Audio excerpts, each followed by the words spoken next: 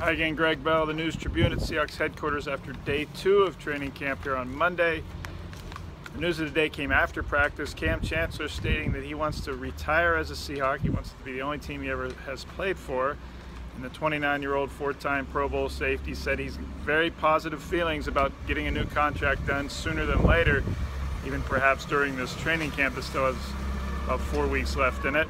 He's in the final year of his deal, Chancellor is, and he's been wanting a new deal now for 2 years. You remember he held out in 2015 in a fruitless search for more money.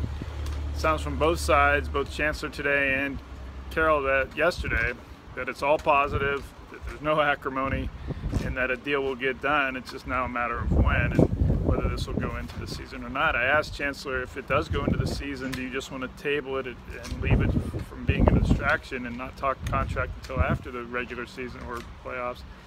And he said, I'm going to play either way. Whether it's done or not, I'm going to play his final year of his contract. It seems to me it's not going to come to that, and all the tea leaves are reading that they will get a deal done before the opener September 10th against Green Bay.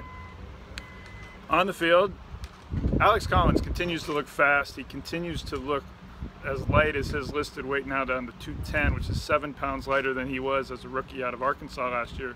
The 5th-round pick last season was just too heavy last year. The coaches said that. He was too big, wasn't fast enough, needed to lose weight. He's done that. He looks faster. He caught a pass from Russell Wilson that was on his left hip early in practice today. He pivoted really sharply and quickly and ran down the left numbers, even out racing Bobby Wagner to the goal line, which not too many running backs can do in this league. He's a 2-time 1,000-yard rusher in the Southeastern Conference. Only 3 guys have done that. Darren McFadden and Herschel Walker were the other 2.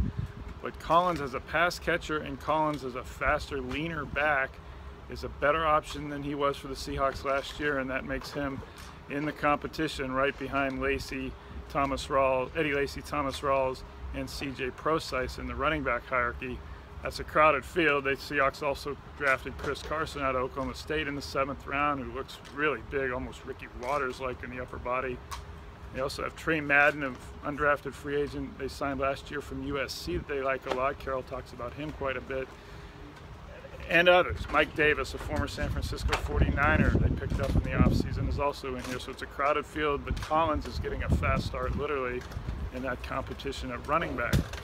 Offensive line du jour. Today's change was that Mark Lewinsky, who had started the offseason OTAs and minicamp at right guard, was back at right guard today. That's a day after Oday Abushi, the offseason veteran acquisition, was the starting right guard. The rest of the offensive line was the same as it was on the first day of training camp. Justin Britt at center, the left tackle George Fant, the left guard was again Reese Odhiambo, and the right guard, let me get myself straight, the right tackle was again Jermaine Ifedi. As I said, the right guard this time was Mark Lewinsky, as it was all offseason. For the first time in team scrimmaging since he signed in the offseason, Luke Joeckel did some time both at left guard first and then at left tackle as a number 2. Joeckel got $7 million guaranteed. That's money that says he's going to start somewhere, and now it's a matter of whether it's going to be left guard or left tackle. And it appears to me, although it's only day 2 of training camp, that he will start at left guard unless George Fant does not prove he has indeed progressed from his undrafted rookie season last year. Coaches continue to marvel and rave about Fant and how big he's gotten, 25-some pounds, how much stronger, and just plain knowledgeable and knowing what he's doing. The pads aren't on yet. They're going to come on in shoulder pads most likely tomorrow, and they aren't in full pads again for a few days. But for now, George Fant is still entrenching himself as the left tackle for the 2nd consecutive season.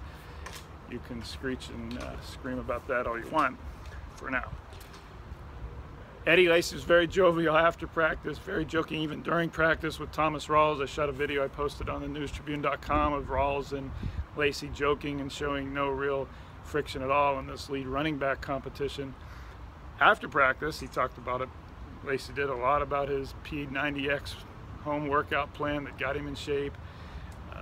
A lot about his loving this new environment in Seattle and the Seahawks that Pete Carroll brings. The one thing he didn't answer was about Chinese food. Danny O'Neill of 710 ESPN asked him about Chinese food in Seattle, and not laughing at all, Eddie Lacy said, "I'll skip that question." Speaking of fun in practice, Kendrick Lamar was here, the Grammy Award-winning rap star. Closed practice by breaking the team up in the middle of a big circle and breaking down the team. He's a friend of Bobby Wagner's, apparently from Southern California. Lamar also has a concert at the Tacoma Dome tomorrow, Wednesday night. It's another in a long list of celebrities and guests that Pete Carroll brings in and keeps the players fresh and engaged. Lacey said he loves that, and no, Kendrick Lamar wasn't showing up at Green Bay Packers camp in Wisconsin in training camps in summers past. Seahawks will be back on the field tomorrow, and I will be here for that. I believe they should be in shoulder pads and shorts the first day in shoulder pads of training camp. You got all our coverage online at thenewstribune.com and at Twitter at GBellSeattle. Thanks for watching.